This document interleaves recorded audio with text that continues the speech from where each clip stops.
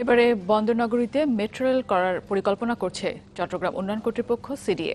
এই লক্ষ্যে China railway design corporation সিআরডিসির সাথে সমঝোতা স্মারক স্বাক্ষর হবার কথা এই মাসেই।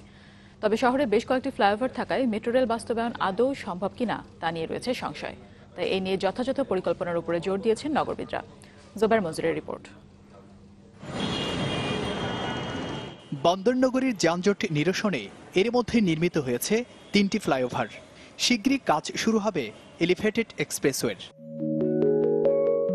তবে এসব উদ্যোগের পরও ক্রমবর্ধমান যানবাহনের চাপে পুরোপুরি নিরসন হয়নি যানজট। তাই সেই চাপ সামলাতে এবার মেট্রো রেল করতে চায় সিডিএ। এই উদ্যোগ বাস্তবায়নে এর মধ্যে সিডিএর সাথে প্রাথমিক কথা হয়েছে চায়না রেলওয়ে ডিজাইন কর্পোরেশন সিআরডিসির। সম্ভাব্যতা যাচাইয়ের জন্য চলতি মাসে দুই প্রতিষ্ঠানের মধ্যে সমঝোতা স্মারক হওয়ার কথা। ডেভেলপমেন্ট যখন হবে তাহলে মানুষের যোগাযোগ ব্যবস্থা, যাতায়াত ব্যবস্থা সহজ করতে হবে না, দ্রুত হতে হবে না।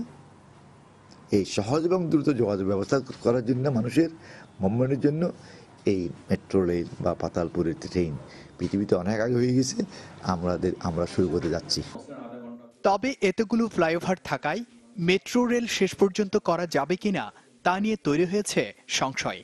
তাই এই নিয়ে যথাযথ পরিকল্পনার উপর জোর দিয়েছেন নগরবিদরা। ইন্টারনাল রেট অফ রিটার্ন হবে লোভনীয় রকমের হাই, তাহলে সেক্ষেত্রে এটা করা যাবে।